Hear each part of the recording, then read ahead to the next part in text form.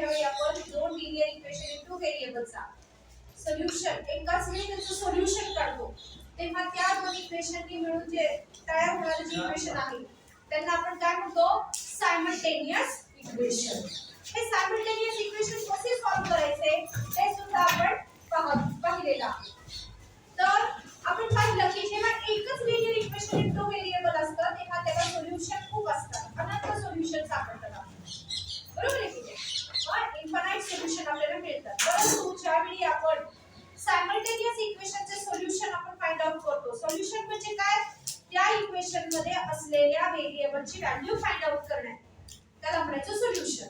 मग ते solution find out करताना आपण पाहिलं की one and only one solution आपल्याला मिळत होतं, बरोबर आहे की नाही? तर आता आपण त्याच्या पुढचा भाग घेणार आहोत की दोन मेथड आहेत linear equation in two variable solve करण्याची. तर सायमल्टेनियस इक्वेशन सॉल्व्ह करण्याच्या दोन मेथड आहेत. ते त्या दिवशी आपण लास्ट लेक्चरला आपण पाहिलं होतं. दोन अटी मी तुम्हाला डोळ्यासमोर ठेवायला सांगितलं. कोणत्या दोन अटी होत्या सांगा बरं? हा, very good. Same coefficient and different sign. Very good. काय नाव आहे तुझं? शिवांजलीला. शिवांजलीचं खूप छान अभिनंदन की तिने त्या दोन ट्रिक लक्षात ठेवलेल्या आहेत. की पहिली जी मेथड आहे मी तुम्हाला सांगितली ती म्हणजे same coefficient and different sign. या दोन गोष्टी जर तुमच्या डोक्यात बसल्या की तुम्ही त्याचं सोल्युशन फाइंड आउट करू शकता, बरोबर आहे? आता पुढे आपण जाणार आहोत. सेकंड मेथड जी आहे सायमल्टेनियस इक्वेशनची ती म्हणजे एलिमिनेशन मेथड और सबस्टिट्यूशन मेथड. माफ करा, ती आहे substitution method of solving simultaneous equation. First of all आपल्याला माहित आहे की what is the general form of linear equation. General form of linear equations is what? Ax plus by is equal to c. This is the general form of linear equations in two variable. सर्वसामान्य आपण काय म्हणूया त्याला equation. सर्वसामान्य यामध्ये a b च्या value काही असणार आहे. काही म्हणजे रियल नंबर, मग त्या इंटिजर असतील, होल नंबर असतील, रॅशनल नंबर असतील, इररॅशनल नंबर असतील, काहीही चालणार आहे. या a आणि b च्या value a and b are a real number,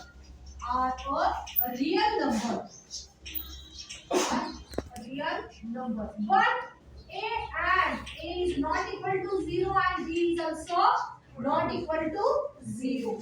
तर आणि तरच आपण त्यांना काय म्हणतो? linear equations in two variable. Understand? This is the general form of linear equations in two variable. Understand? चला डस्टर आहे कोण आपले? ठीक आहे. आता आपण पुढे जाणार आहोत. तर सेकंड जो टाइप आहे सायमल्टेनियस इक्वेशन सॉल्व्ह करणे. थँक्यू.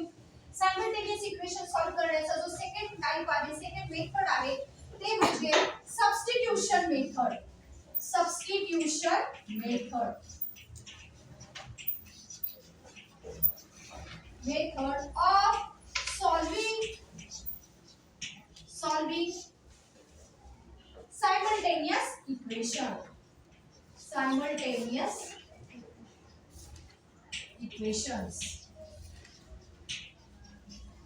ही पण अतिशय सोपी काय आहे मेथड आहे. How to solve simultaneous equation by using substitution method. So ready? तर आता मी तुमच्या समोर दोन इक्वेशन लिहिणार आहे. क्वेश्चन बघा काय आहे. Example solve 8x plus 3y is equal to 11 and second one equation is what? 3x minus y is equal to 2. आता ही दोन इक्वेशन हे दोन सायमल्टेनियस इक्वेशन त्यांचा आपल्याला सोल्युशन फाइंड आउट करायचं आहे. तर हे आपण कुठल्या मेथडने सॉल्व करणार आहोत? Substitution method. आता सबस्टिट्यूशन मेथड काय सांगते? सबस्टिट्यूट म्हणजे काहीतरी पुट करायचं आहे. मग काय करायचंय? तर पहा, पहिलं जे आहे तेच प्रोसेस आहे. पहिल्या इक्वेशनला आपण इक्वेशन नंबर 1 म्हणणार आहोत आणि दुसरे जे इक्वेशन आहे त्या इक्वेशनला आपण काय म्हणणार आहोत? Equation number 2. आता दोन राईट. आता या इक्वेशन मध्ये आपल्याला लक्षात येतंय की इक्वेशन नंबर 1 चं ऑब्झर्वेशन केलं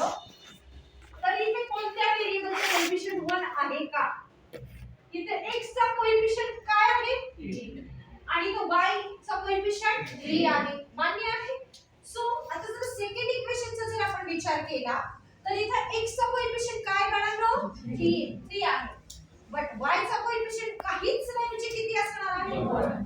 मग सबस्टिट्यूशन मेथड काय सांगते की दिलेल्या दोन इक्वेशन मध्ये जर तुम्हाला एखादा कोएफिशियंट एखाद्या इक्वेशन मधला व्हेरिएबलचा कोएफिशियंट 1 असेल तर ती त्याची व्हॅल्यू काढायची आणि ती व्हॅल्यू काढून ती राहिलेलं दुसरं जे इक्वेशन आहे त्याच्यामध्ये ती काय करायची सबस्टिट्यूट करायची, बाकी काही वेगळं नाही. मग आता पहिलं जे सेकंड इक्वेशन आहे यामध्ये काय आहे व्हेरिएबल किती आहे 1 आहे. सो ह्या इक्वेशनचा मग आपण काय म्हणणार in equation 2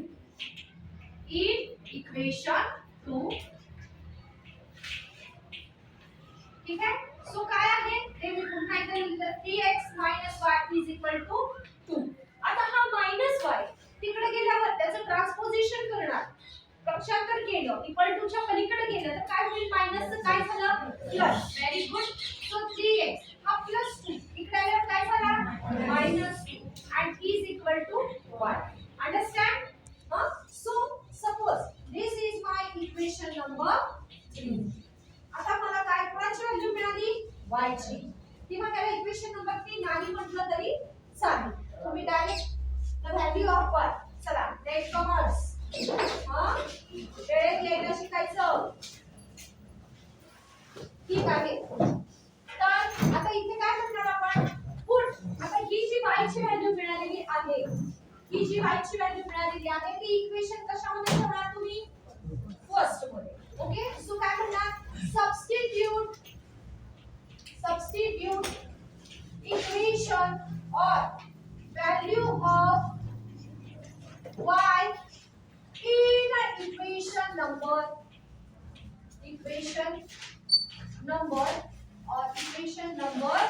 what first in equation 1 म्हटलं तरी चालेल. येत्या लक्षामध्ये number this is the shortcut of number. Understand. आता पुढे मग इक्वेशन 1 मी पहिल्यांदा लिहिते 8x + 3y = 11. Put the value of y here. 8x + 3 into what is the value of y? 3x - 2. So put inside the bracket 3x - 2. y cancel झाला तुमचा गेला आणि y ची व्हॅल्यू आपण पुट केली तिथं 3x.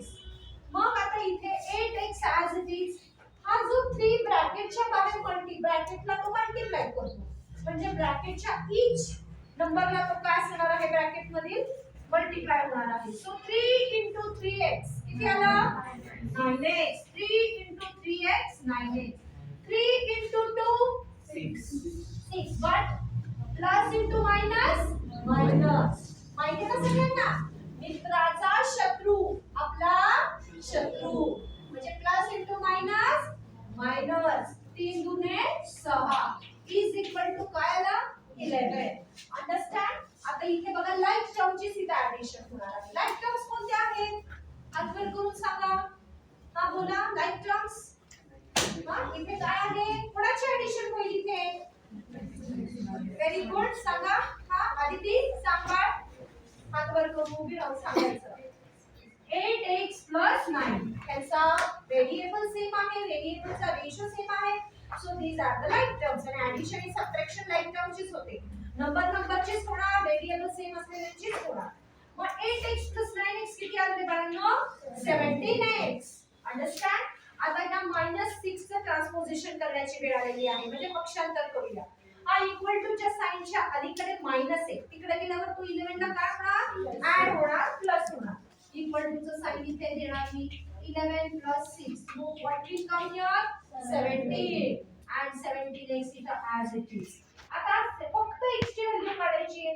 7 चं पण ट्रान्सपोजिशन केलं पाहिजे पण 17 इकडे काय आहे मल्टिप्लाय तिकडे गेल्यावर तो काय होईल divide. So x is equal to 17 upon 17. So what is the value of x here 1. 17 वजा 17. आता फक्त x ची व्हॅल्यू मिळाली y ची व्हॅल्यू कशी काढणार बोला. How we will find the value of y? Yes, very good. Put the value of x in equation 1 or 2. येतं लक्षामध्ये. So x ची व्हॅल्यू काय करणार आहोत इथे मग इथे म्हणणार substitute x is equal to substitute x is equal to 1 in equation जे तुम्हाला इझी जाईल त्याच्यात. चला इक्वेशन 2 मध्ये ठेवा. Equation 2.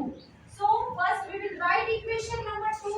3x minus y is equal to 2. येता लक्षात? Put the value of x here. 3 into what is the value of x? 1 minus y is equal to 2. 3 ones are 3. Okay, minus y is equal to 2. 2 चं ट्रान्सपोजिशन करा. 2 plus आहे तिकडे आलं काय झाला? Minus. आणि y चं ट्रान्सपोजिशन करा. मायनस y तिकडे आलं काय झाला? Plus. 3 minus 2 1. So what is the value of here? y 1. And in this way मग लास्टला फायनल आन्सर तुम्ही इथे लिहिणार आहात. काय लिहिणार आहात? The solution of given simultaneous equations is x comma y is equal to what is the value of 1? x 1 and what is the value of 1? y 1. Understand? आपला आन्सर करेक्ट आहे का रॉंग आहे? दोन एका मिनिटाचा आपण टॅली करणार आहोत. कसं टॅली करायचं? तर कोणतंही इक्वेशन घ्या. सपोज सेकंड इक्वेशन इझी आहे.